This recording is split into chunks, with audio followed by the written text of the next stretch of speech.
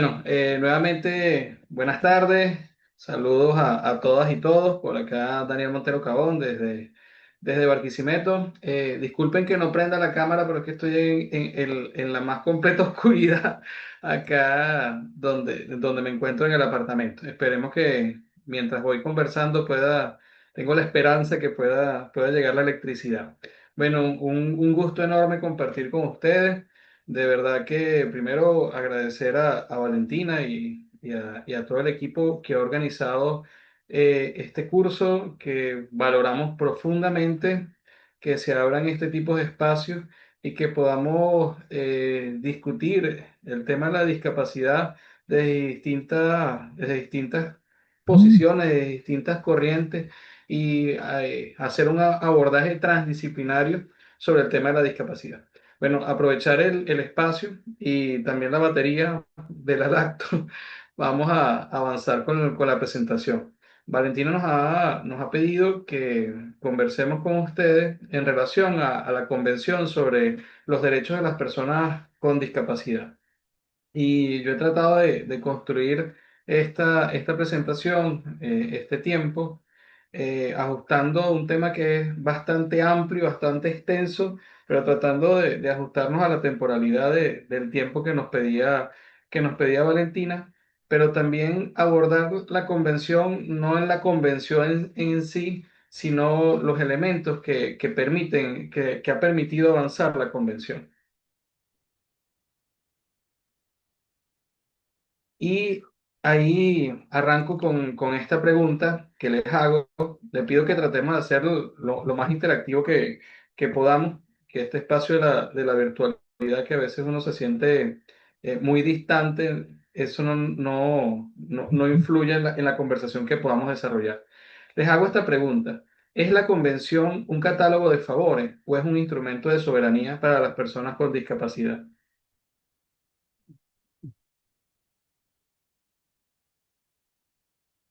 Por favor. Yo pienso Déjame. que, yo pienso que pudo surgir como un instrumento de soberanía, pero que sobre la marcha y en los contextos particulares de las naciones y de las ideologías, en algunos casos pareciera y se ha visto como la palabra catálogo es un poco peyorativa, pero creo que pareciera más bien que estuviéramos favoreciendo, más no reconociendo derechos. Eso es lo que pienso. A ver, Brando. Muy buenas tardes. Bueno, yo pienso de verdad que puede verse como un instrumento de soberanía siempre y cuando se cumplan tanto los derechos como también los deberes. ¿Sí? Bien, y precisamente como decía Valentina, que el tema del catálogo de favores choca porque es extremadamente eh, insultante leerlo de esa forma, pero es que es parte del debate, pues lamentablemente hay sectores que lo han visto así y no como un instrumento de soberanía para las personas con discapacidad, que es el sentido original por el cual nace esta convención. Sobre la convención, antes de pasar a la siguiente lámina, yo creo que es necesario entender que primero que ninguna convención, ningún tratado, ningún acuerdo internacional, ninguna ley nace por regalo de absolutamente nadie. Son procesos de lucha y de organizaciones que permiten que estos instrumentos salgan a la luz.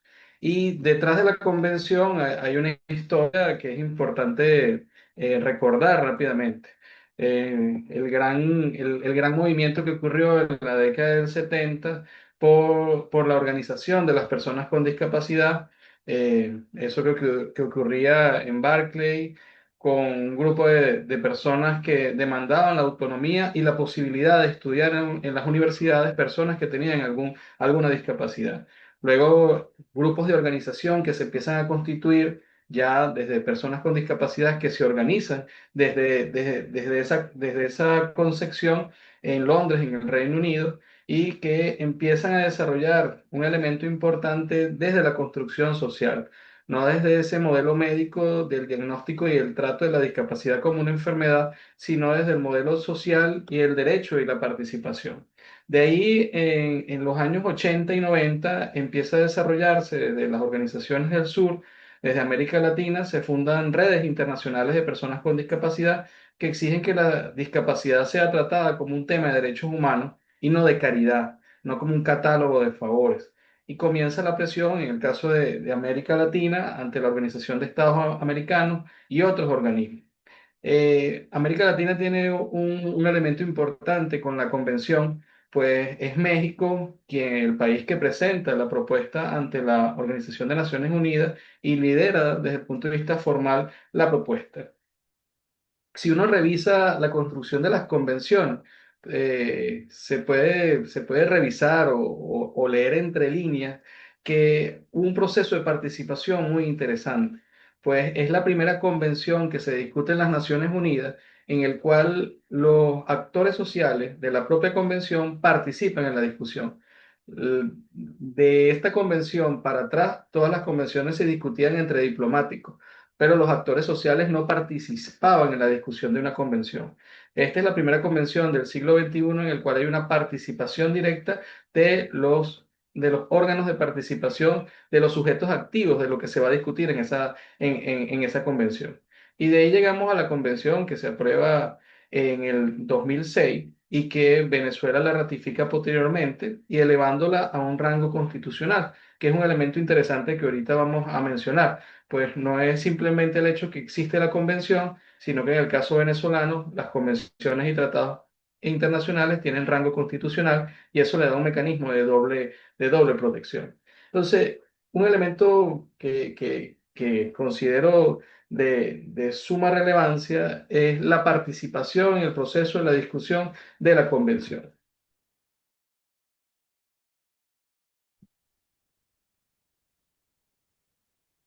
Y bueno, la comprensión de la discapacidad ha transitado, como dice la lámina, ha transitado de un modelo biomédico rehabilitador hacia un modelo social y de derecho. Este tránsito no es solo semántico, sino político, entendiendo la política desde la planificación, y la discapacidad se define hoy, según la propia Convención de la ONU del 2006, como el resultado de la interacción entre personas con discapacidad y las barreras debidas a la actitud y al entorno que evitan su participación plena y efectiva en la sociedad, en igualdad de condiciones con los demás. Yo formo parte, en mi proceso formativo, de las corrientes de la salud colectiva que superan las concepciones de lo que se conocía anteriormente como salud pública. Y desde las corrientes de la salud colectiva, este fenómeno se analiza a través de la determinación social de la salud. Y ahí es uno de los grandes referentes, el doctor Jaime Bren. La discapacidad física no es un hecho aislado, sino un proceso determinado por el metabolismo social y los procesos peligrosos presentes en los medios de producción.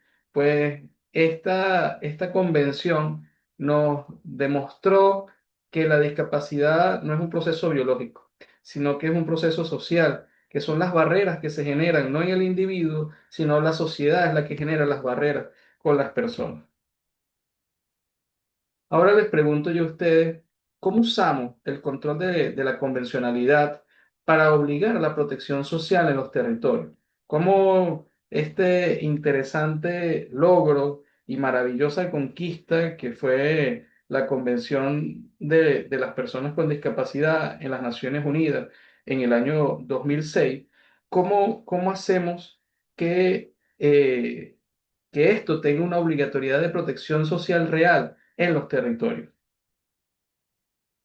Ahí les dejo abierto nuevamente la palabra para que conversemos al respecto con esta pregunta que les dejo.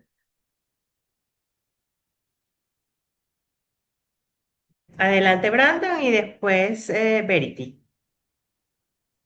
Bueno, respondiéndole, yo pienso que, ok, podemos hacer miles de convenciones, pero lo que se tiene que hacer es una vez terminadas, cumplir lo que se deja escrito, lo que se puede conversar para luego hacerlo ley para que pueda haber un hecho que pueda ser visto. Gracias, Brandon. ¿Hay alguna otra persona que quiera sumarnos a esta pregunta que les dejo? Sí, buenas tardes. No sé si me escuchan porque perdí el audio del señor que estaba hablando antes. ¿Me escuchan? Sí, sí, te escuchamos. Ah, perfecto. Bueno, yo quería aportar desde mi perspectiva lo que usted dice respecto a cómo hacer para que estas convenciones lleguen a los territorios. Pienso que lo primero es tomar en cuenta la pirámide de Kelsen. Si tenemos normas supraconstitucionales, convenios firmados con organismos internacionales como la OIT o en este caso ONU, etcétera, pues los estados miembros deben adoptar esos mandatos de estos organismos y legislar en función del cumplimiento de ese compromiso. Es lo que pienso yo que debe ser.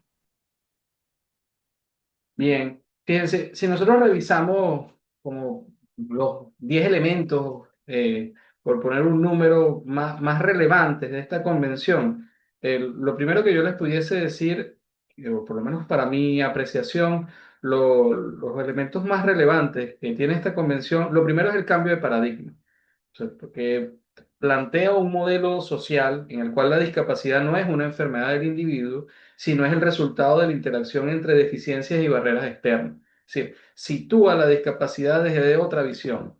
Pero sin embargo, bueno, ya son 20 años de la convención y todavía esto de entender que la discapacidad no es una enfermedad, pareciera que sigue siendo un reto realmente en la protección social. Si nosotros revisamos cómo funciona incluso nuestra seguridad social en Venezuela, que incluso las certificaciones que da, por lo menos el Seguro Social, sigue diciendo terminologías como incapacidad.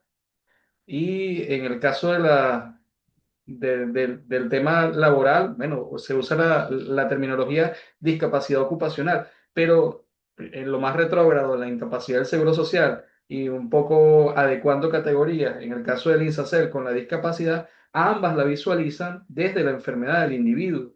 Es decir, a 20 años de la convención, todavía en el desarrollo propio de la protección social en Venezuela, este cambio de paradigma no se ha dado.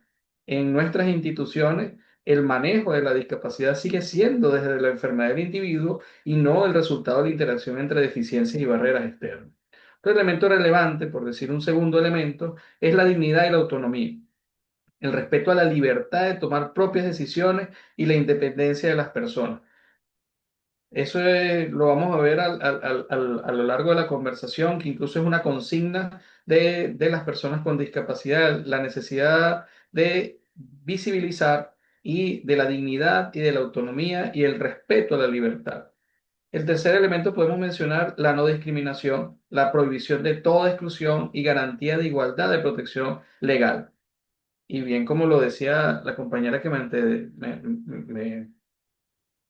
conversaba antes de que yo estuviese hablando.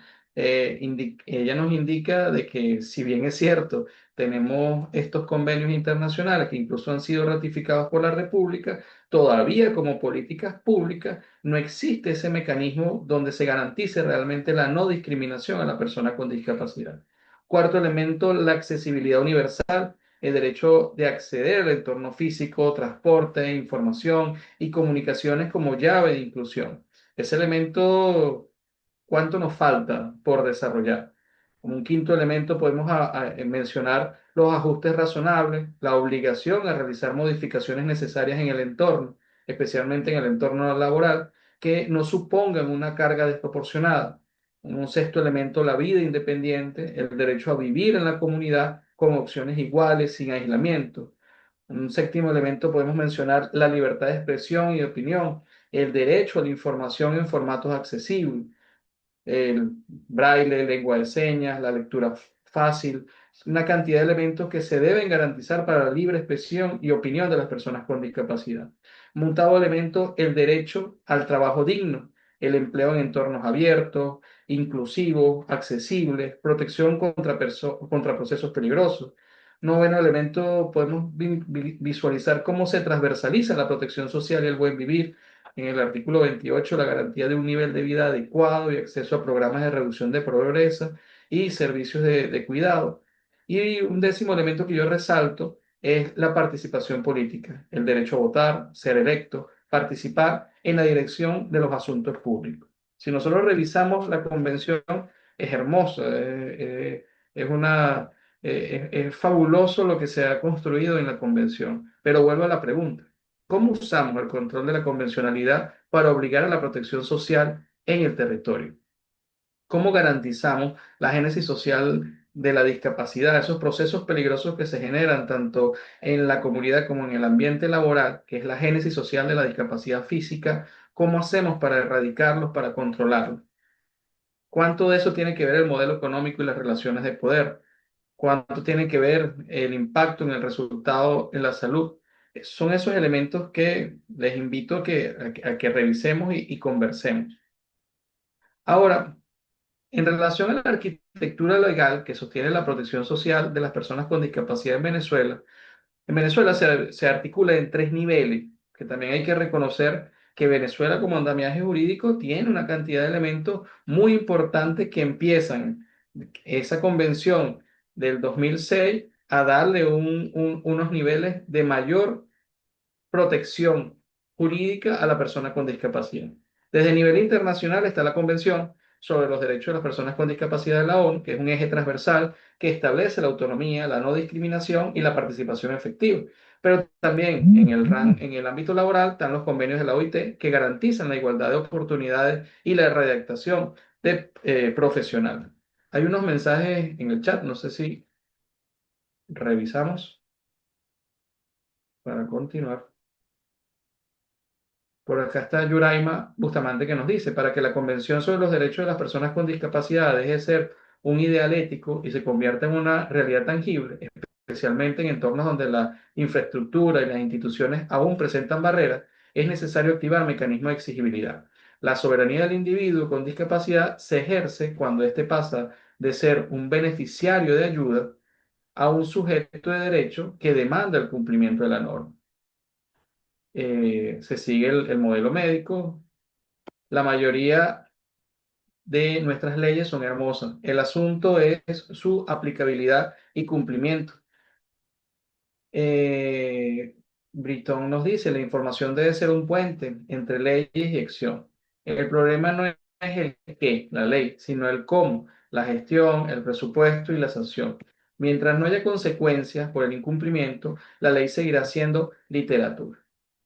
Muy bien. Continuamos con la presentación. Entonces, este es el primer nivel que tiene que ver con la convención de las personas con discapacidad, pero también entender en el mundo del trabajo que hay convenios de la Organización Internacional del Trabajo que también articulan y refuerzan elementos del derecho internacional para la garantía de la igualdad de oportunidades y la redactación ocupacional.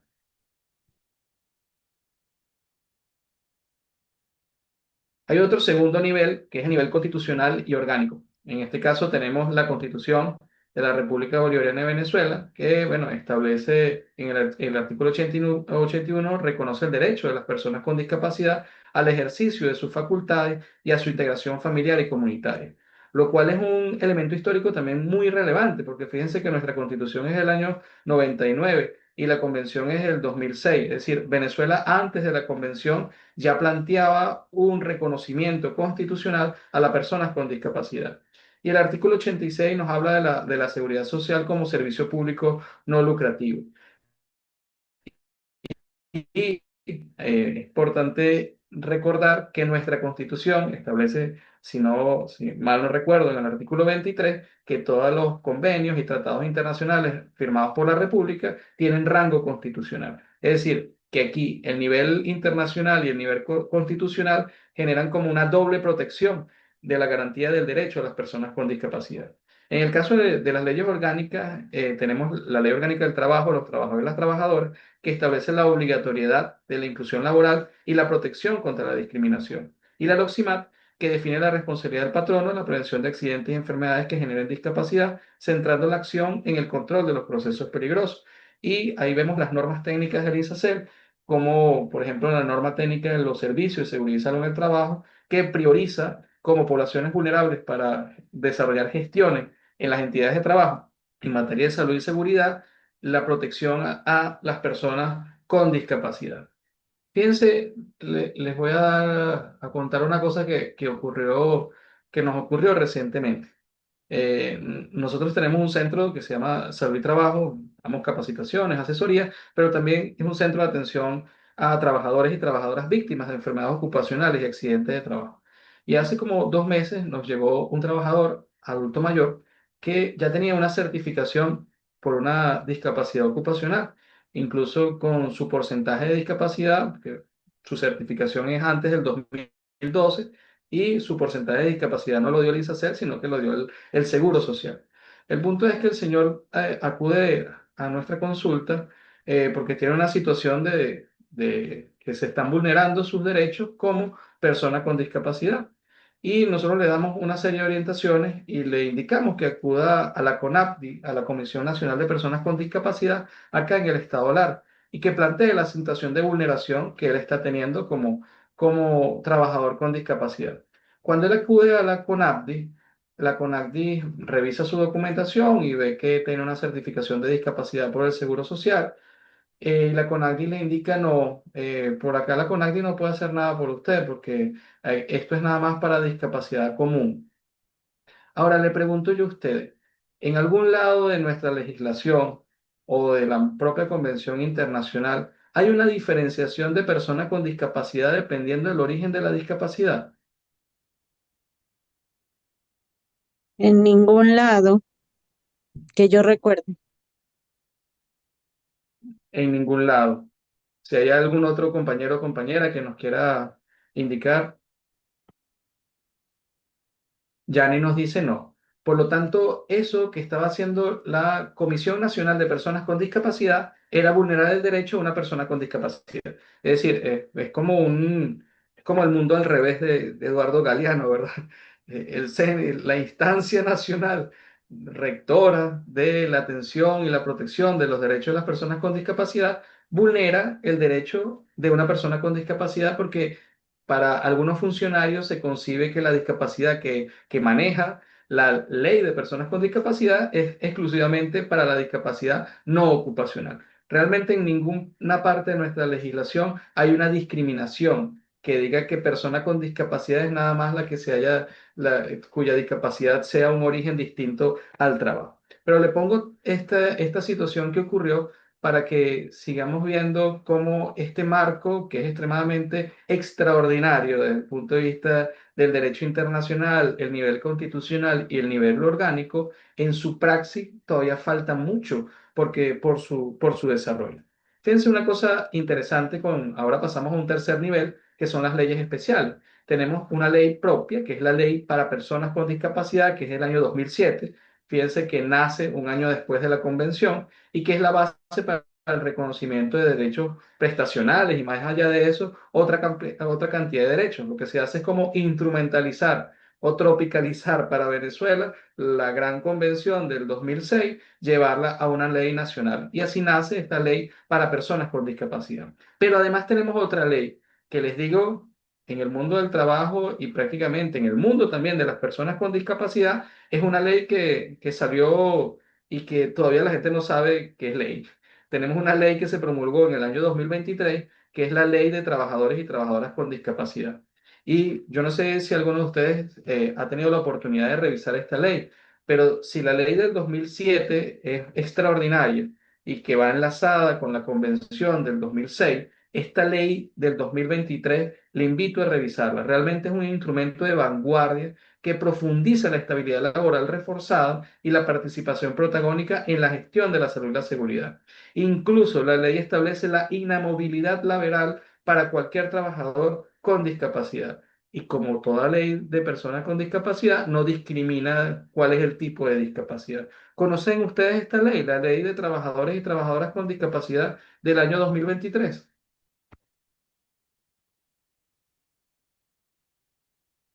Sí, en mi caso yo participé en algunas discusiones públicas que se hicieron, creo que eso es un mecanismo bien interesante, a pesar de que algunas cosas en la discusión pública no abarcó lo suficiente, pero en dos o tres oportunidades tuve la No fue tan oportunidad de pública. participar.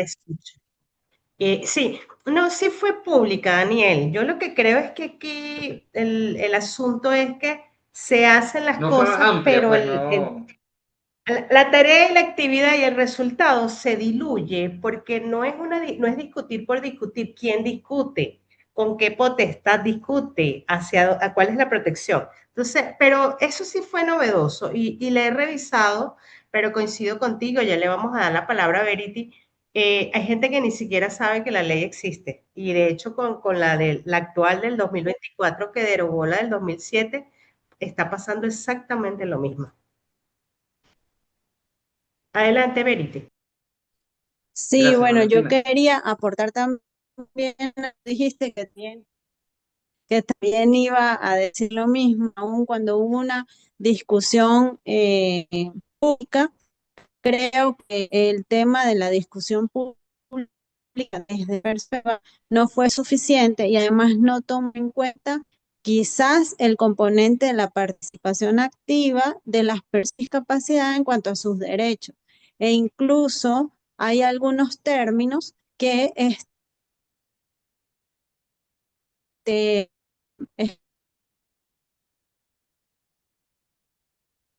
58 de personas con discapacidad para Sencamer y hemos tratado de buscar en esta ley algunos conceptos para poder introducirlos en la norma que se está elaborando y hay aún muchos vacíos. Entonces, ¿qué pienso yo?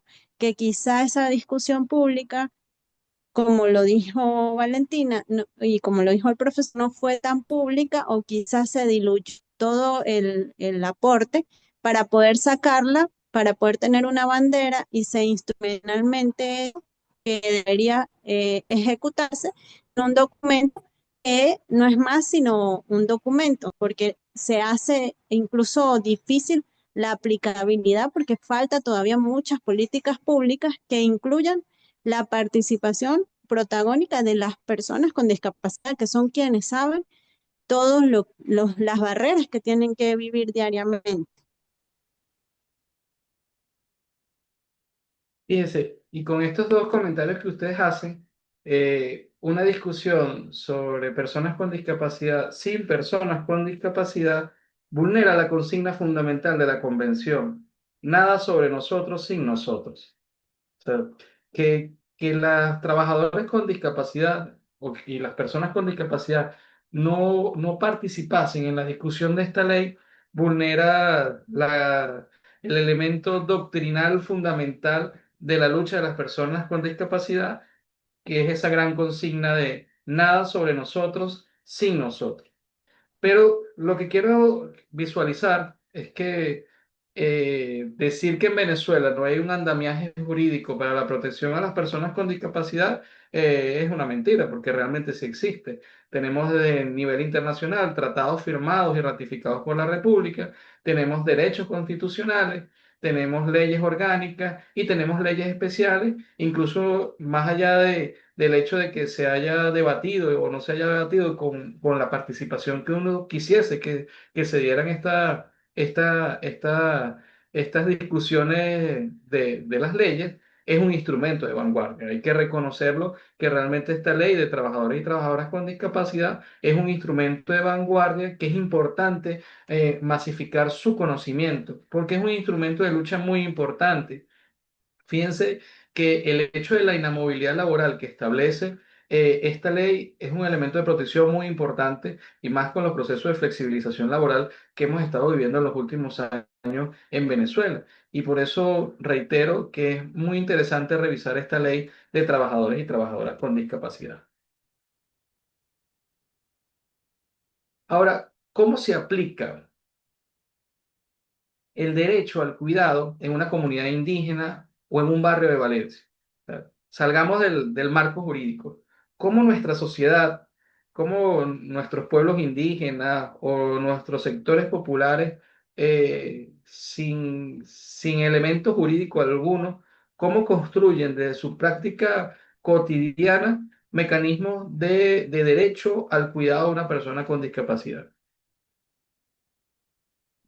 ¿Qué experiencia o qué conocen ustedes, más allá de la legalidad, que las propias comunidades y los propios sectores de nuestras poblaciones planteen para abordar a las personas con discapacidad?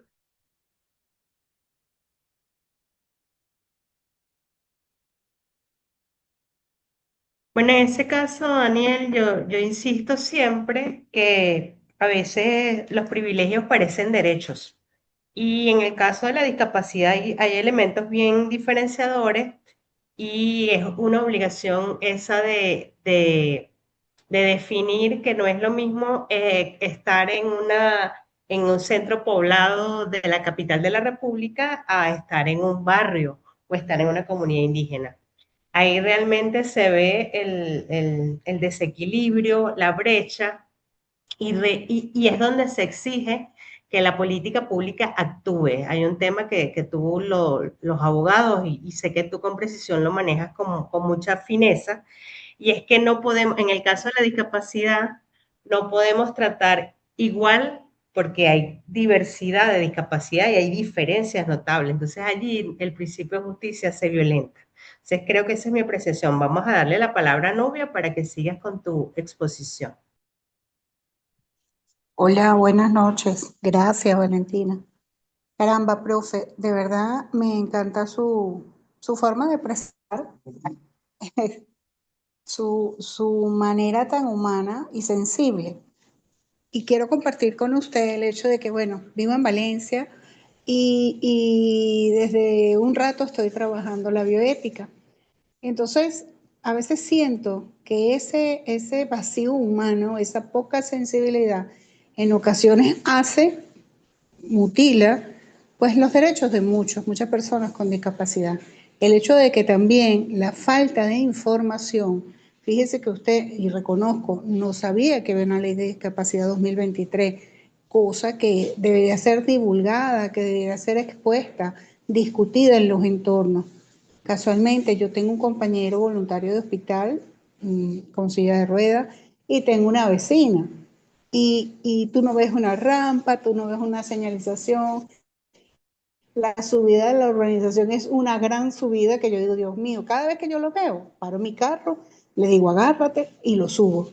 Pero eso no lo, a lo mejor no lo hacen mucho. Entonces, esas particularidades deberían ser tomadas en cuenta y todo debería ir con la base de la divulgación, de la información, a mi juicio.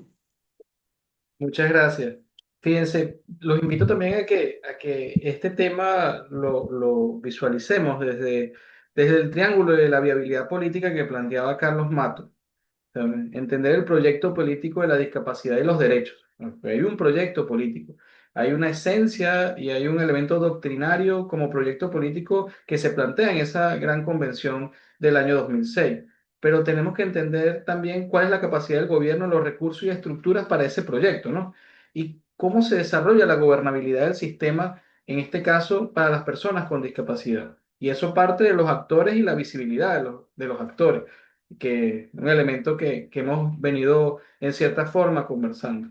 Y esto es parte de la norma a la viabilidad política, no solamente de esta convención, sino de cualquier instrumento en una política pública. Pero con la pregunta que les hacía, esa pregunta es una pregunta que me dio muchas vueltas en el desarrollo de mi tesis doctoral sobre el sistema público nacional de salud y hacia la construcción de un sistema único de salud colectiva y por el buen vivir. De entender más allá de todo el elemento técnico y jurídico que entendemos sobre la seguridad social y la protección social, es cómo funcionaban nuestros pueblos indígenas y cómo funcionan todavía nuestros pueblos indígenas. ¿Qué concepción tienen desde el punto de vista de la protección? Incluso si nosotros nos vamos a estas categorías que parecen como novedosas, que se vienen desarrollando de la salud colectiva y el buen vivir, son categorías que no son nuevas, son categorías de nuestros pueblos indígenas y que son milenarias, porque es importante entender la diferencia entre la seguridad social, que es eso como la dádiva que papá Estado te da, a la protección social. Porque la protección tiene otro sentido, tiene un elemento de no solamente del cuidado, sino también del autocuidado. Y en ese proceso de tratar de buscar una respuesta a esta pregunta de cómo se aplica el derecho de cuidado en una comunidad indígena o en un barrio de Valencia, me topaba con algunos estudios que hizo una importante antropóloga en la Universidad de los Andes, que fue la profesora Jacqueline Clarac de Briceño, que ella se adentró a estudiar a las poblaciones de los pueblos andinos de nuestro país y visualizar cómo ellos se organizaban cuando alguien tenía alguna lesión o alguna situación de salud o alguna discapacidad, que lejos de relegarlo de la sociedad, lo que se hacía es que todos se organizaban para protegerlo. Y ahí entran mecanismos como el convite, el mano suelta y una cantidad de instrumentos que incluso en los momentos más, y por eso le colocaba el ejemplo de un barrio de Valencia o cualquier barrio de Venezuela, ese mismo mecanismo de protección social los hemos visto resurgir con mucha fuerza producto de la misma crisis, donde se establecían mecanismos de trueque, el convite volvía a surgir, el mano suelta volvía a surgir. Es decir, que hay algo intrínseco en nuestra propia sociedad de garantizar la protección, de protegernos entre nosotros, de esa otredad, de entender al otro, de situarnos en el derecho que puede tener el otro. Y creo que es importante que revisemos esos preceptos de la antropología y de la sociología de nuestros pueblos, más allá del siglo XVII en adelante, donde se construye la seguridad social europea y se establece todo un mecanismo de la lógica bismarquiana y un sinfín de elementos, entender que nosotros teníamos mecanismos de protección social. Y en cierta forma, viendo la cosa como una espiral dialéctica, pareciera que estamos retornando a discutir esos planteamientos. Y les invito a que revisemos el tema de la discapacidad, cómo antropológicamente y sociológicamente lo ven nuestros pueblos indígenas, cómo lo ven nuestras zonas populares, qué mecanismos de solidaridad se construyen más allá de la norma, más allá del instrumento jurídico, cómo nacen elementos para garantizar el derecho en nuestros territorios. Sí, la protección social debe trascender la visión asistencialista para convertirse en una protección territorializada. Y ahí mencionaba autor que, bueno, ya les he mencionado a Jaime Brey, luego les mencioné a Carlos Matos y ahora incorporo a otro referente importante que es Milton Santos, que es entender el territorio. El territorio usado es un abrigo.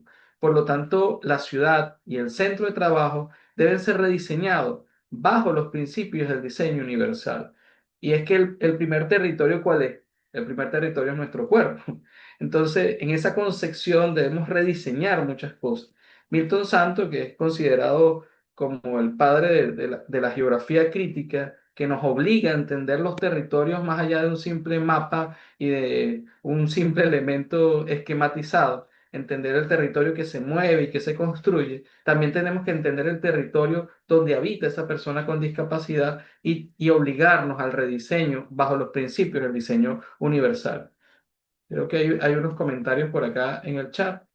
Vamos a leerlo rápidamente y conversamos. Completamente de acuerdo con Valentina, hay un criterio inadecuado que es esa de inserción laboral que todavía la vemos en muchos elementos jurídicos en nuestro país.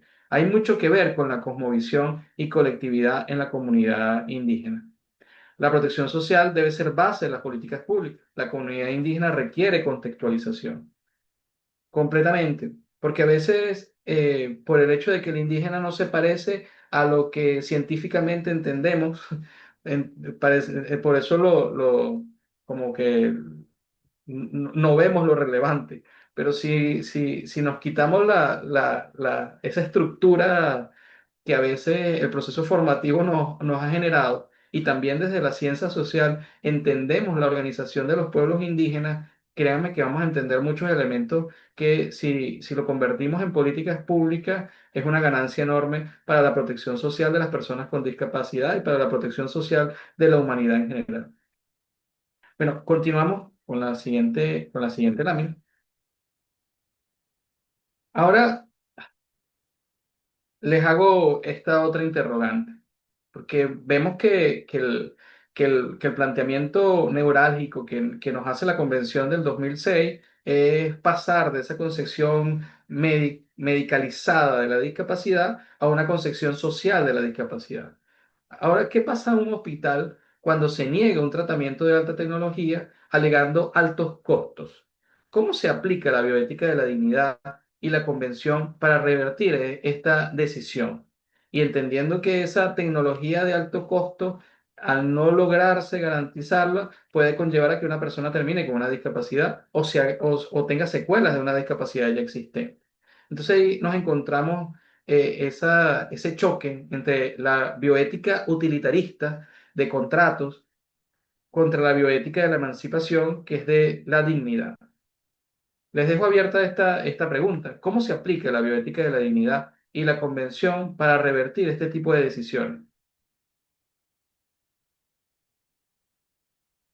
Bueno, yo debo insistir que pasa exactamente como lo que sucede respecto al entorno de la discapacidad. La bioética ha sido principalista y hemos entendido en el ejercicio que la aplicación de los principios dan por sentado que estamos reconociendo la dignidad humana. También hay un esfuerzo sostenido por creer que se logra un consentimiento informado y lo firma el paciente, el familiar o el que está con la tutela y ya se cubrió el, el asunto de la bioética. Pero resulta que la bioética es un marco de referencia.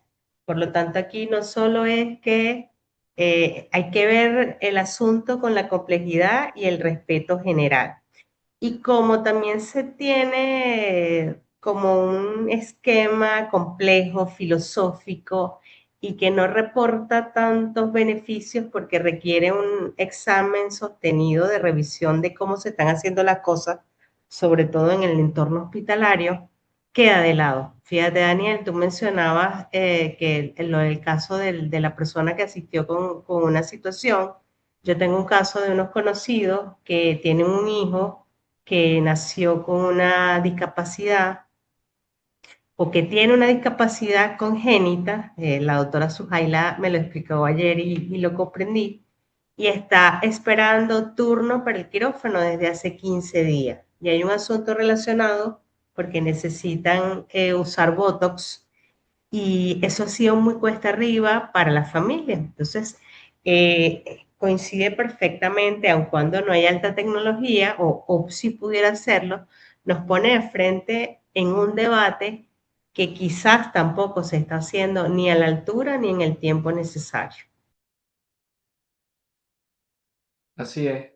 Bueno, y con ejemplos como este, les invito a que nos pongamos el lente de verlo, porque ocurren constantemente, y empecemos a ver cómo se aplica la bioética de la dignidad para revertir decisiones como este tipo. Porque una de las cosas que con mayor preocupación uno ve con la crisis que ha vivido y vive nuestro país, es que se pierde el sentido de otredad, de entender al otro, de ponerse en el zapato del otro, de entender la situación del otro y surgen elementos como el sálvese quien pueda. Entonces en esa situación terminan siendo las cosas como muy utilitarias y no vemos la dignidad del otro y decisiones que se tomen terminan repercutiendo en la salud, la vida, la discapacidad y las secuelas que pueda tener un ser humano. Vamos a ver la siguiente lámina. Ahora voy con este otro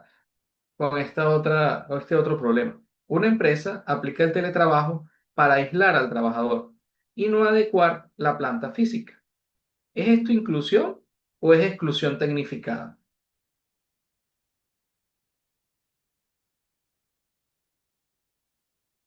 ¿Qué opinan ustedes?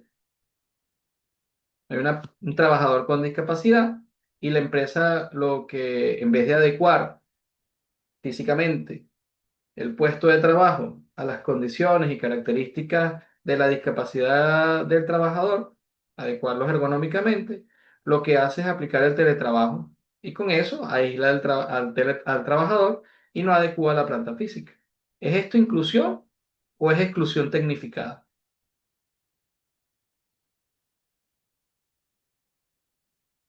¿Qué opinan ustedes al respecto?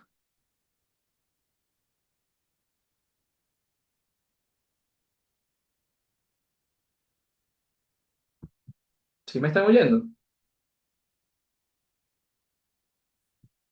Sí, Daniel, yo te escucho perfectamente. No sé si el Ok, resto de los participantes te escuchan.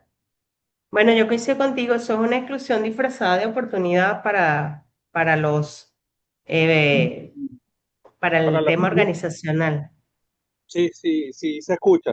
Y sí, correcto, es una exclusión totalmente, porque la idea de que contemos con personas con discapacidad es que se involucren en el entorno laboral, no tenerlo aislado, porque tenerlo fuera de un establecimiento es como no tenerlo.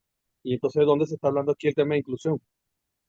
Así que, por supuesto que es aislarlo de poder alimentar esa comunidad laboral en la que debería estar inmerso. aquí nos hace un comentario en el chat Yuraima, nos dice, es exclusión tecnificada, porque el teletrabajo se usa como un parche para evitar la inversión en diseño universal. Según la Loximat, el empleador está obligado a garantizar accesibilidad en la sede física para permitir el pleno desarrollo de las facultades del trabajador.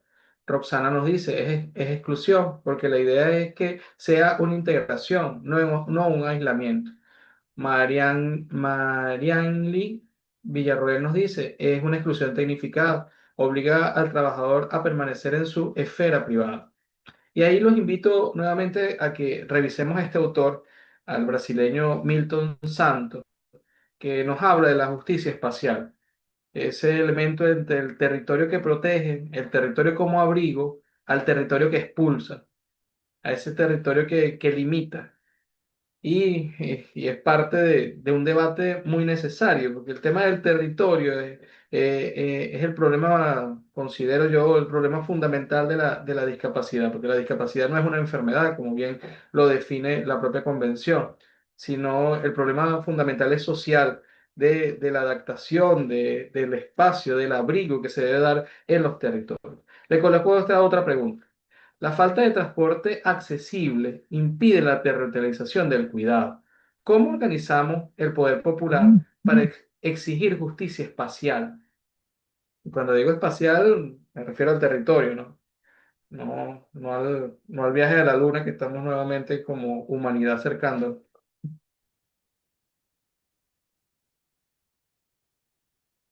¿Cómo vemos esa otra pregunta que nos hace Milton Santos? ¿Cómo organizamos el poder popular para exigir justicia espacial? ¿Cómo logramos la justicia espacial? ¿Cómo logramos que el territorio proteja, que el territorio sea un abrigo, no que el territorio sea un mecanismo de expulsión o de exclusión tecnificada?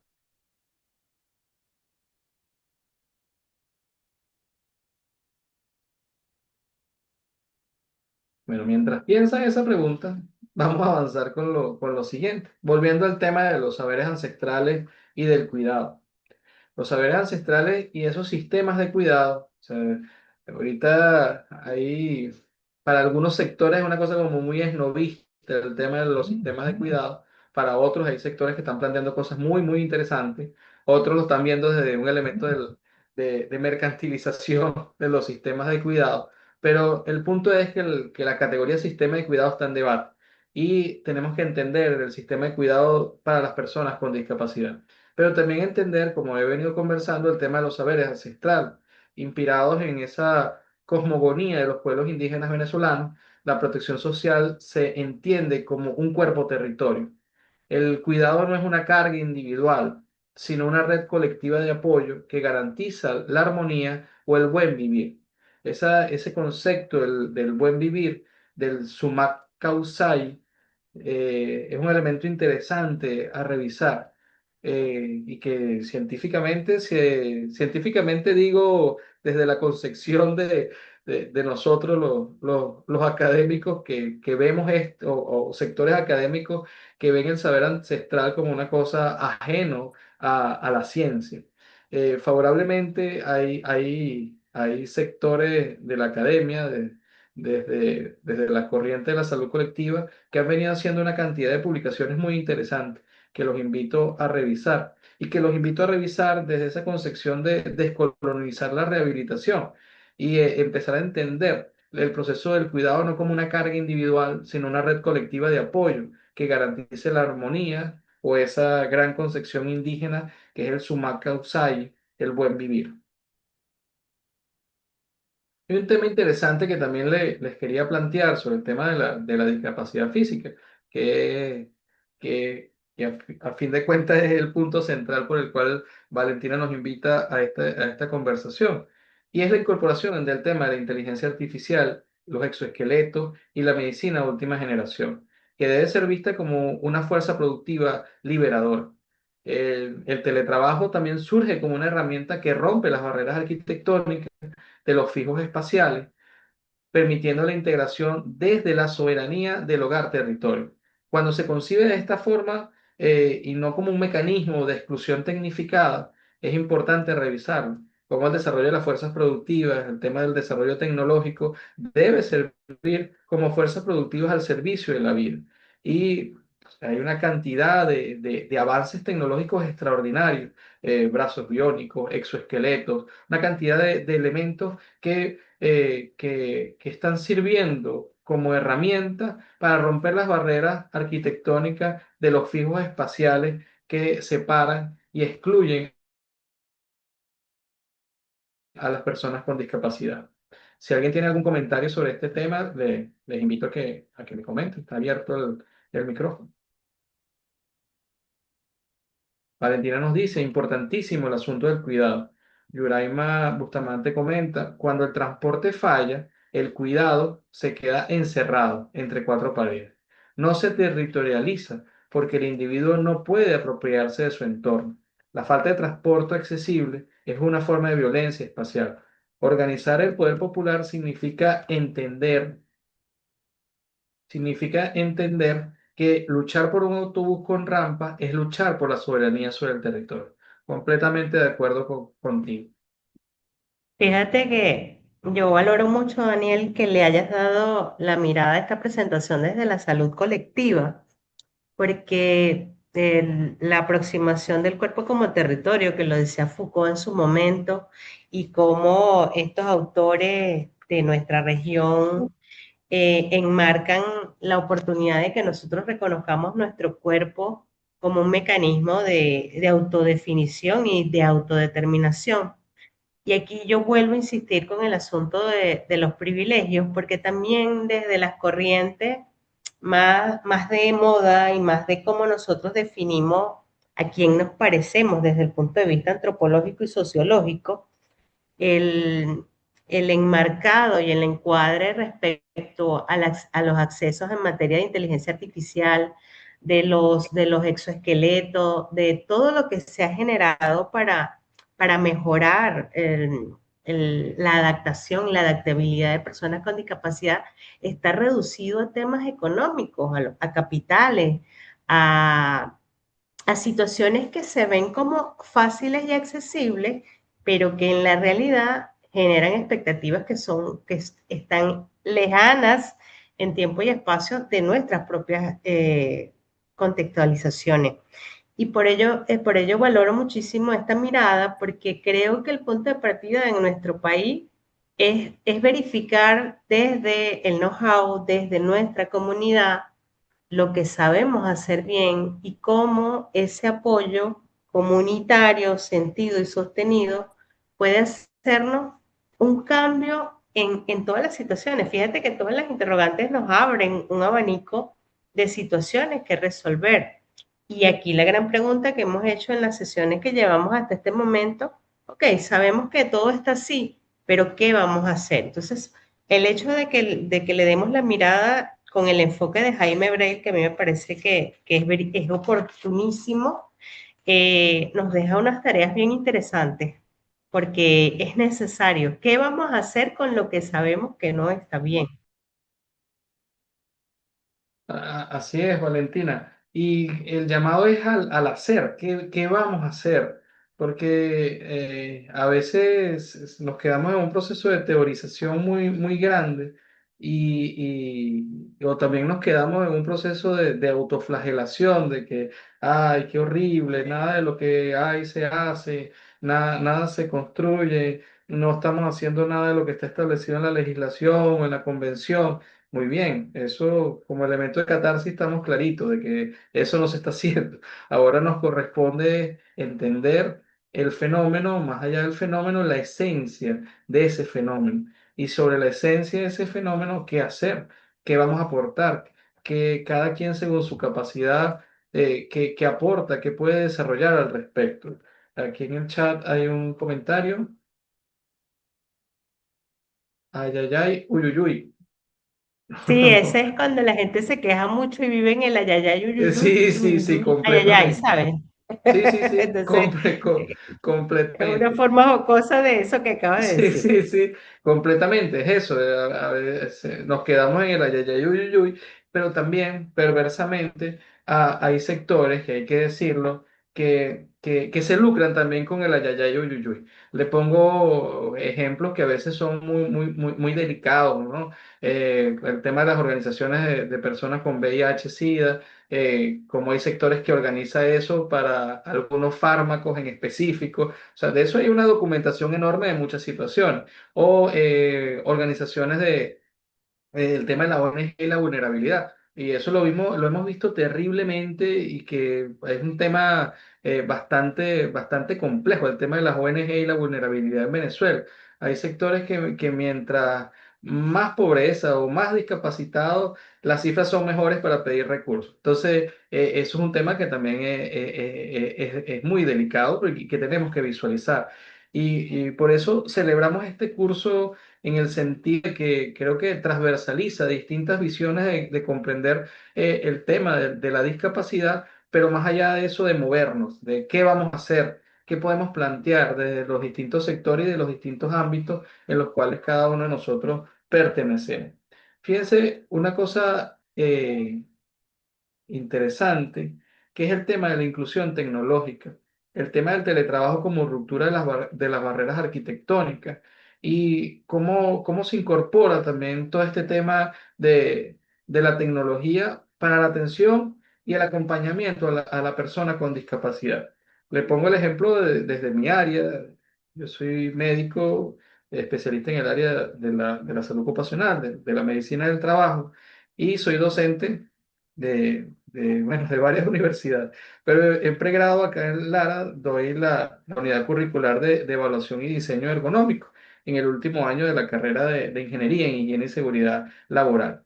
Y el año pasado un grupo de muchachos hizo un proyecto que ellos llaman proyectos sociointegradores que deben presentar por trayecto, extremadamente interesantísimo, que era el uso de inteligencia artificial, de algoritmos, para hacer el seguimiento desde los propios centros de trabajo a las condiciones disergonómicas y la adecuación de trabajadores con discapacidad. Y aunque la temática pareciera una cosa así muy rimbombante, realmente es tan simple y tan sencillo que como las herramientas tecnológicas, porque como no sé si ustedes ven la serie esta de Argentina, El Encargado, que ya llegó a su última temporada. Y hay una cosa interesante de la serie, que en el primer capítulo hablaban del tema de la programación. Y disculpen si me aparto un poco del tema, pero es para tratar de explicarlo al punto que quiero abordar. Hay una parte de la serie, bueno, un banco tecnológico quiere comprar una empresa al protagonista. Y entonces ellos le conversan y le indican que hace algunos años ser programador era como el elemento más importante porque ibas a conseguir trabajo donde sea. Pero actualmente cualquiera puede ser programador, porque con un acompañamiento de una inteligencia artificial hasta yo, que soy más torpe con la tecnología, puedo hacer un algoritmo y diseñar cualquier cosa de programación con inteligencia artificial. Y ellos terminan indicando que el punto actual no es programar, porque programar ahorita va a ser como un lenguaje como hablar, como cualquier ser humano, el lenguaje de programación se incorpora como un nuevo lenguaje simple. El tema es cómo construimos ese lenguaje. O sea, volviendo al punto, disculpen si me salí un poquito de la serie, como ven, estoy un poquito obsesivo en terminar de ver la serie. El punto es que quería conversar sobre esta investigación que hicieron los muchachos. Simplemente utilizando Gemini, que es la inteligencia artificial de Google, lograron construir algoritmos sin ningún gasto alguno, usando las cámaras de vigilancia que pueda tener la empresa articulada con el Servicio de Seguridad y Salud en el Trabajo, y en tiempo real revisar las condiciones disergonómicas y establecer unas mediciones de esos peligros disergonómicos, pero además de eso, hacer las manifestaciones tempranas para el control de trabajadores que tengan una discapacidad para que no se agrave la discapacidad producto del proceso de trabajo. ¿A qué le quiero decir? Hay un desarrollo de herramientas tecnológicas que realmente nos puede permitir una inclusión y nos puede garantizar la adecuación de personas y trabajadores con discapacidades en los centros de trabajo.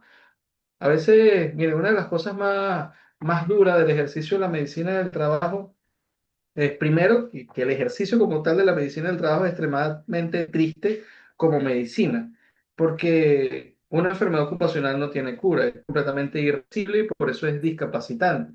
Por lo tanto, el que va como consulta de medicina del trabajo, una persona que lo que vamos a hacer el proceso de adecuación, de garantizar condiciones por su condición de discapacidad. Entender que su patología es irreversible, por lo tanto es discapacitante. Y por eso el otro mundo, más allá de la medicina, que es la salud del trabajador, es mucho más bonita porque es el mecanismo de prevención y de protección. Entonces, hay muchas herramientas en estos momentos de garantizar teleconsulta desde el ámbito ergonómico para aportar al trabajador con discapacidad, hacerle controles, hacer seguimiento. Los centros de trabajo, lo que le estoy diciendo con este proyecto, la empresa donde desarrollaron este trabajo de investigación, los muchachos, los gastos fueron cero, porque las cámaras ya estaban. Lo que hicieron fue integrarse al Servicio de Seguridad y Salud en el Trabajo, crear unos algoritmos y establecer mecanismos de medición y alarmas tempranas que iban identificando controles permanentes. Es decir, la tecnología y el desarrollo de las fuerzas productivas nos permite, si lo queremos y lo asumimos políticamente, y cuando digo políticamente, dentro de políticas públicas y de planificación del hacer de las cosas, si lo entendemos de esa manera, hay las herramientas. Lo que se requiere es voluntad. Voluntad política de hacer las cosas, pero también romper los paradigmas del mismo ejercicio de la medicina del trabajo tradicional, el mismo ejercicio de la fisiatría tradicional, de la rehabilitación. Es entender, hablo yo desde mi óptica como médico, cómo nosotros como médicos podemos empezar a entender la discapacidad desde otra visión. Entender además que el tema de la discapacidad física, por lo menos en el caso del trabajo, las discapacidades físicas, que las estadísticas son extremadamente alarmantes.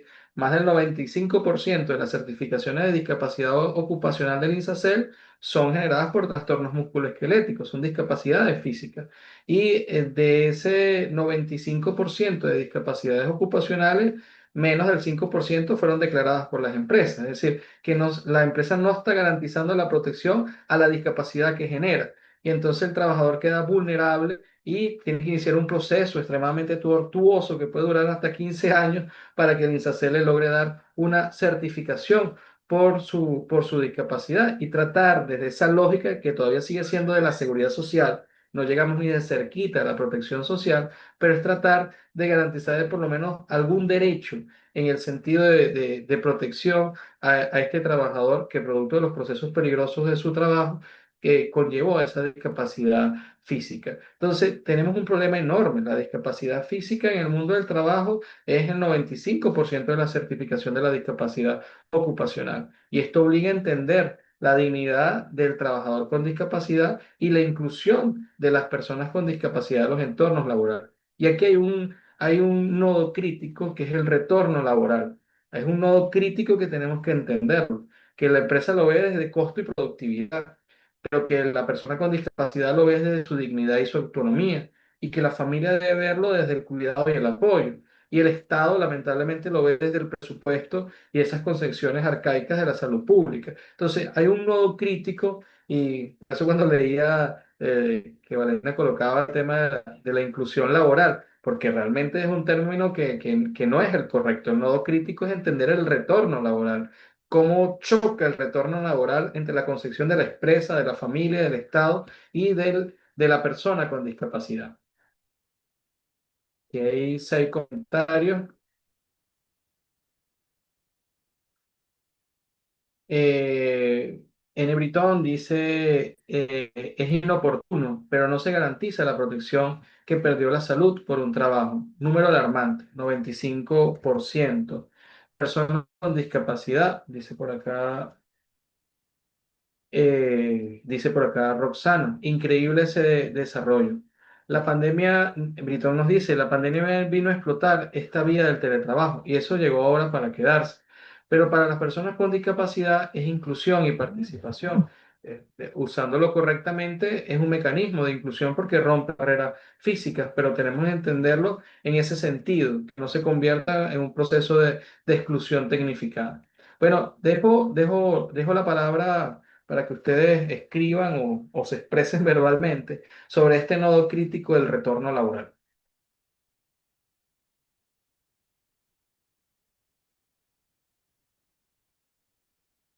Si alguien quiere comentar, generar algún aporte al respecto sobre este nodo crítico que tenemos que verlo en estas visiones distintas. La empresa tiene una visión de costo y productividad. La persona con discapacidad siempre va a tener su concepción de dignidad y autonomía, la familia del cuidado y el apoyo, y el Estado del presupuesto y la salud pública. Creo que Karel Mar quiere intervenir. Adelante.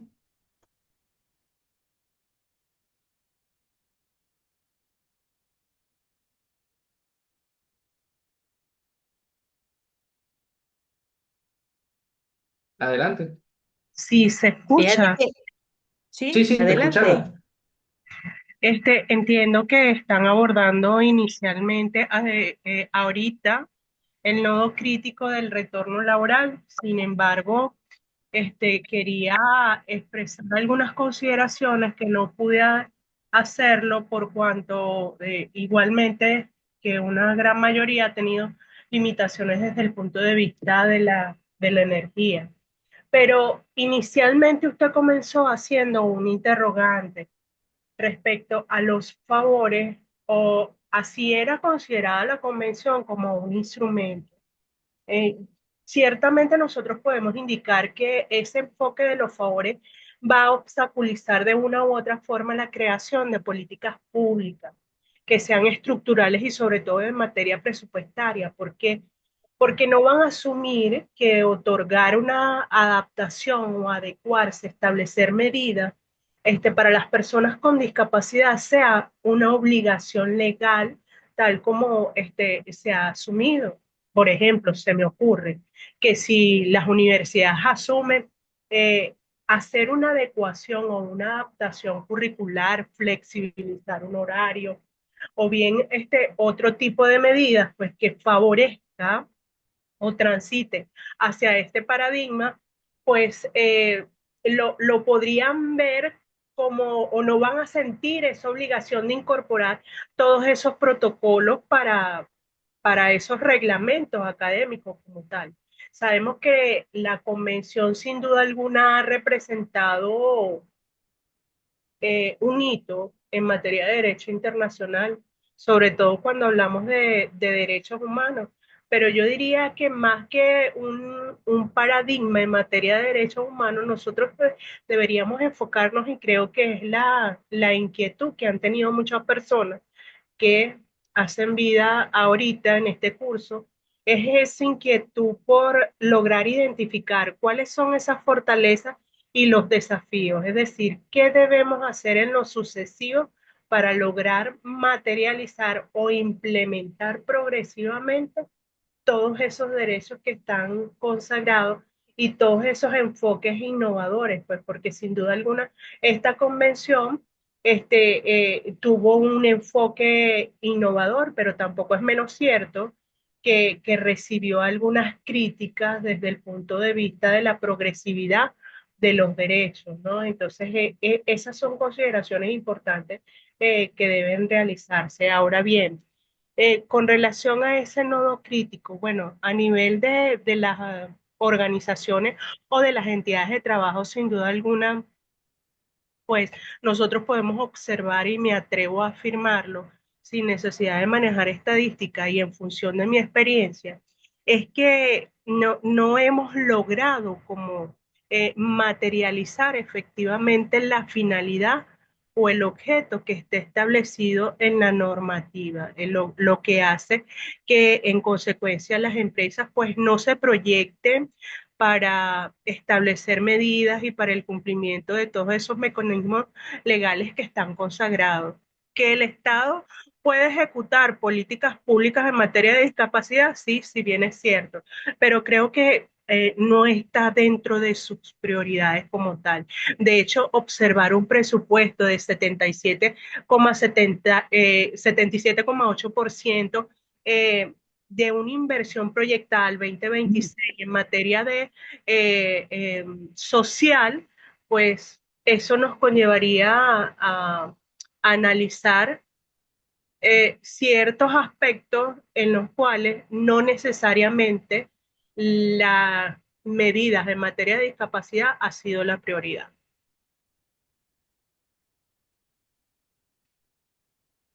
Bueno, muchas gracias y bueno, cada uno de los comentarios y los aportes que ustedes hacen, lo que hace es enriquecer y queda corto el tiempo y creo que una de las toda participación o toda sesión en la cual se me invita, si uno queda con ganas de más, creo que se logró el objetivo.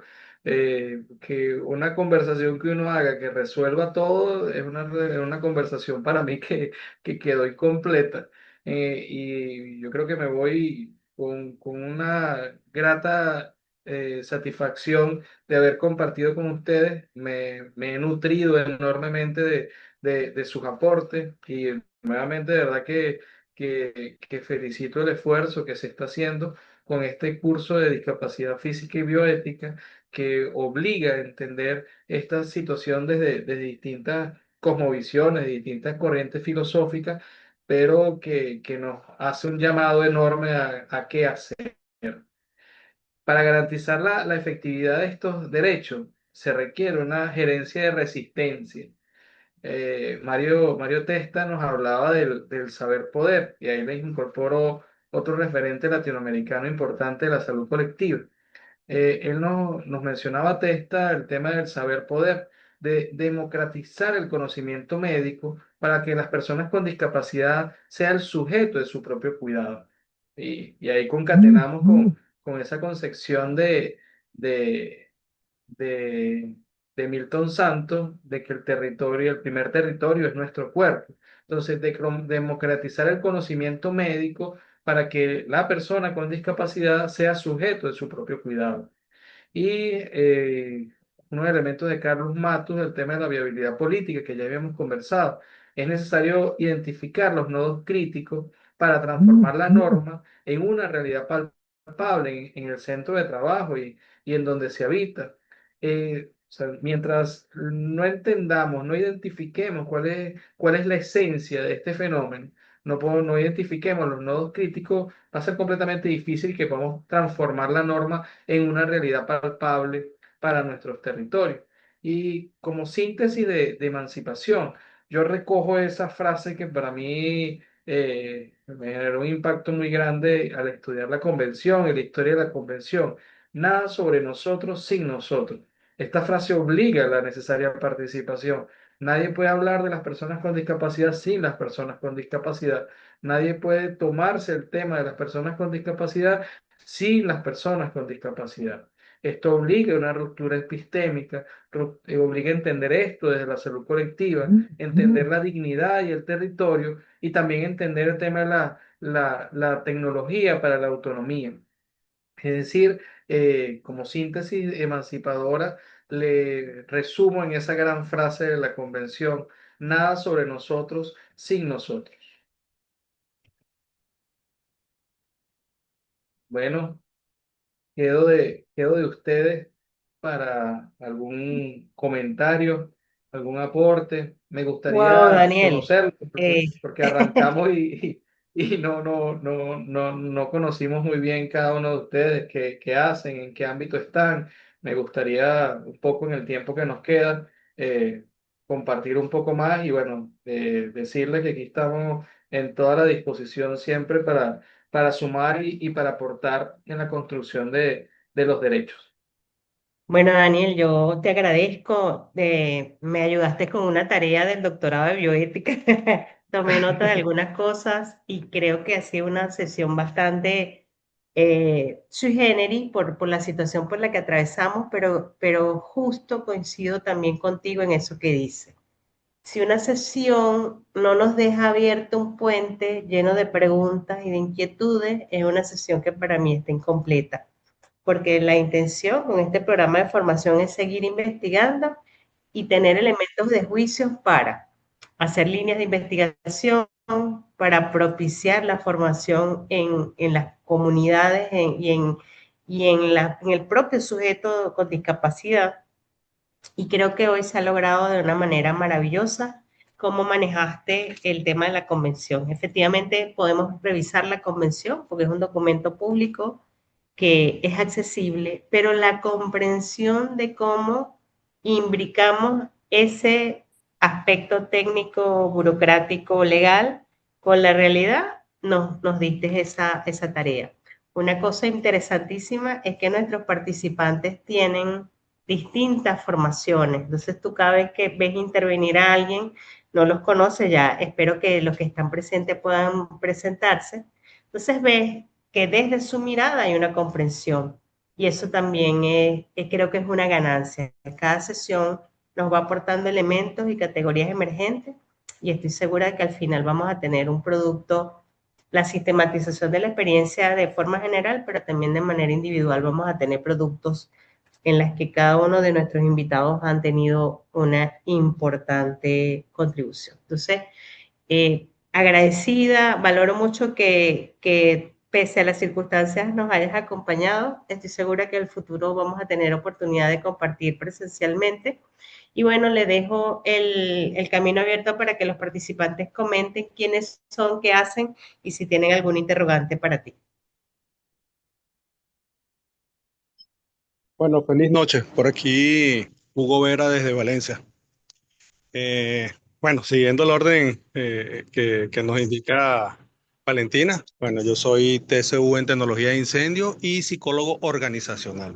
Y me dedico a todo el tema de hacer estudios ergonómicos de puestos de trabajo. En una primera actividad donde compartimos, yo les comentaba que hay una planta en Cagua a la cual yo le presto consultoría y que me maravilló poder estar en un área donde todos los trabajadores de esa área son sordomudos y ellos se encargan de todo un proceso productivo de ese establecimiento. Y bueno, para nosotros fue muy enriquecedor y retador, porque ahí lo primero que entendí es que yo conocía el lenguaje de señas de Valencia y resulta que Valencia tiene su lenguaje de señas, Maracay tiene su lenguaje de señas, Turmero Cagua tiene el de él y La Victoria tiene el de él. Entonces, se podrán imaginar lo dinámico que fue poder compartir con personas que tienen una discapacidad y nosotros tenemos que hacer un estudio ergonómico, pues. El moderador que nos acompañaba era una chica que era muda, pero no era sorda.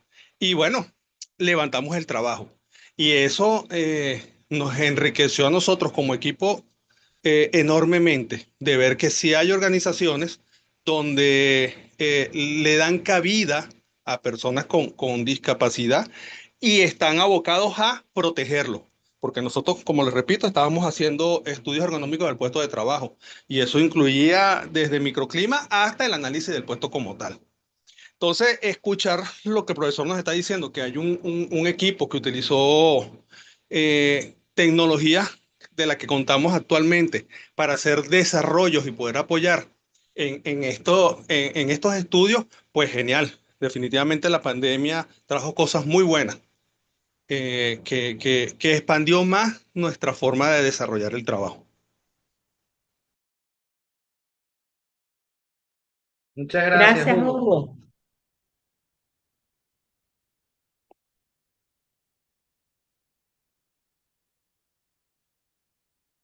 Bueno, porfa, si se pueden presentar rápidamente, les agradezco para conocernos un poco más.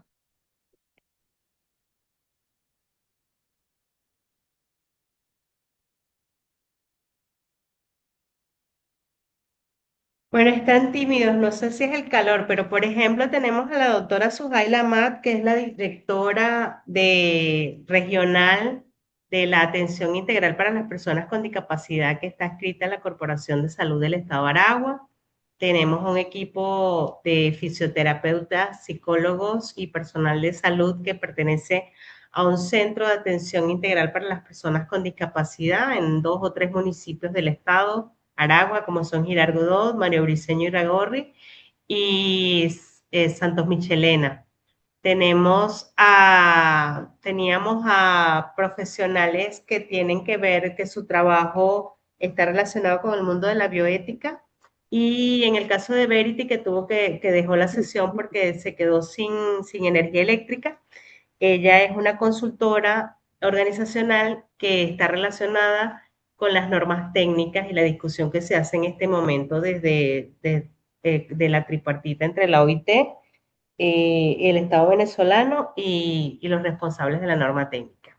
Tenemos personas con discapacidad, trabajadores, tenemos un equipo que tiene que ver con aspectos legales. Así que es muy variado. De hecho, el proceso de selección lo que pretendía era que tuviéramos multidisciplinariedad para que la transversalización ocurriera de la forma correcta y que lo que extraemos y también propiciamos el proceso de enseñanza-aprendizaje no es unidireccional, es bidireccional porque es la única manera de avanzar con respecto a la discapacidad.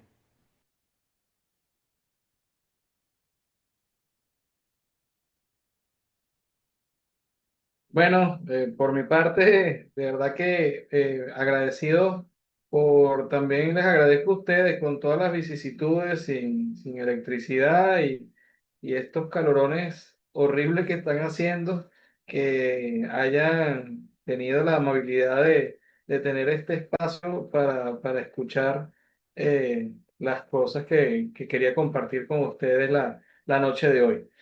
Bueno, de mi parte, estamos completamente a la disposición en sumar a los distintos proyectos, a las distintas cosas que cada uno de ustedes tiene. Creo que hay que crear, como decían esos saberes ancestrales, las redes de protección, las redes y mecanismos para que sea una realidad práctica el ejercicio de la Convención de las Personas con Discapacidad. Nosotros también tenemos una corresponsabilidad en ello y tenemos que sumar en hacer, dejar el ayayay uyuyuy que decía Valentina y empezar a hacer las cosas. De verdad que me voy, ya llegó la electricidad, ya está saliendo un poco el calorón. Me voy bastante contento y alegre de haber participado con ustedes en este tema que para nosotros es parte de nuestra filosofía de vida, aportar por la salud y la vida en el trabajo. Y el tema de la discapacidad es un tema que merece mucha seriedad, mucha responsabilidad y sobre todo incorporar a los actores, porque no podemos hablar de la discapacidad sin las personas con discapacidad. Bueno, muchísimas gracias Valentina y muchísimas gracias a todos y todos. Y bueno, por acá siempre prestos a sumar. Profesor, una consulta. Gracias. Adelante, Adelante, Hugo. Hugo. Eh, Esos trabajos que ustedes están recibiendo por allá, eso se coloca en alguna web, algo donde uno los pueda ir y obtenerlos y ver qué tan práctico puede ser para replicarlos. ¿Eso es factible o son trabajos internos y se quedan en las universidades? Te digo, la realidad fría es que se quedan ahí, pero con los muchachos que ya egresaron, que yo fui su tutor, estamos trabajando la posibilidad de publicarlo y de incluso que los muchachos patenten su producto y puedan socializarse este tipo de instrumentos. En eso estamos tratando de aportar con los muchachos, incluso tienen una reunión en lo que queda el mes de mayo con Fundacite aquí en el estado Lara para tratar de buscar apoyo de financiamiento para que el prototipo del producto que crearon pueda ser más tangible y poder socializarlo, que es el elemento fundamental. Claro, porque la idea es si ya se tiene algo y se valoró, pues hay que replicarlo. Eh, ¿Mm? ¿Para qué Sí, invertir así la es, rueda si ya hay gente que hizo ese completamente. trabajo? Completamente, y en eso estamos completamente de acuerdo. Y en eso chocamos con la lógica tradicional de las universidades, que a veces esos productos quedan ahí y no salen a ningún lado. Y bueno, estamos tratando de buscarle que los muchachos logren socializar sus productos, pero también hacer el llamado a la discusión del tema tecnológico, que fue incluso la campaña de la OIT del año pasado, el tema del uso de las herramientas tecnológicas para la seguridad y la salud en el trabajo. Y bueno, Hugo, en lo que los muchachos planteen, inmediatamente le indicamos a Valentina si ellos van a hacer un foro, algún elemento donde logren socializar su producto, no tengas duda que estaremos invitándolos. Agradecido por eso, porque aquí lo que pasa es que hay muchas cosas que no se cacarean y hay muchas plantas importantes, tanto en Aragua y Carabobo. Inclusive yo estuve visitando unas plantas en Chivacoa que Ajá, tienen buenos programas, solo que son internos y nadie los conoce, pues. Y parte de lo que nosotros hablábamos es eso, o sea, si tú no cacareas, ¿cómo otros pueden mejorar? Y no todo es apostar a altas inversiones en recursos. Hay cosas que son muy sencillas de hacer. O sea, sí, simplemente claro. con demarcar unas áreas y colocar rampas de acceso es mucho y eso no es una alta inversión. Entonces, En lo absoluto, Hugo, fíjate, me extiendo un poco ahí, ya no sé, yo estoy ya como los borrachos despidiéndose no sé cuántas veces, ya, hemos despedido muchas veces. Pero el punto era que hoy en la mañana estábamos haciendo un trabajo a una consultoría que hacemos a un banco en la ciudad de Caracas. Y bueno, todos los bancos están en el tema de la gestión de cambio, pero el tema de la transición a la digitalización. Y bueno, discutíamos el tema de cómo utilizar todo ese desarrollo tecnológico que tiene el banco, porque ya contrató una inmensa cantidad de millones de dólares en inversión tecnológica, cómo ahora toda esa herramienta tecnológica que tiene la podemos emplear para la seguridad y la salud en el trabajo. Y favorablemente lo han entendido porque no es gasto, ya lo hicieron para la tecnología bancaria. Ahora, toda esa tecnología que tienen, ¿cómo ahora se puede emplear para garantizar herramientas de seguridad y salud en el trabajo? Y conversamos temas precisamente de la psicología organizacional, que bueno, el principal proceso peligroso del mundo bancario es psicosocial. Y entonces, ¿cómo establecer mecanismos de alarma temprana? ¿Cómo con un botón de una aplicación se vincula con la red del banco? Y una cantidad de cosas que se pueden desarrollar. Realmente que la tecnología, si la sabemos emplear, reduce unos costos increíbles de las gestiones de seguridad y salud en el trabajo y construye mecanismos bastante interesantes. Bueno, un placer, Hugo. Y bueno, por acá la y orden y bueno, nuevamente a todas y todos. completando lo que estaba diciendo, nosotros hay partes de trabajo, por lo menos en Puerto Ayacucho, que nos apoyamos en el circuito cerrado de televisión de la localidad. Entonces, ahí ellos se ahorran todo el tema, lo que es traslado, viáticos, hospedajes, todo lo que conlleva. Y nosotros podemos levantar el trabajo así. Entonces, el uso de la tecnología para el desarrollo de todos estos trabajos es extraordinario. El límite es nuestra capacidad de crear, pero la tecnología ya está. Y es tecnología de punta en muchos establecimientos. Ahora sí, ya no te sigo diciendo para que te puedas despedir tranquilo.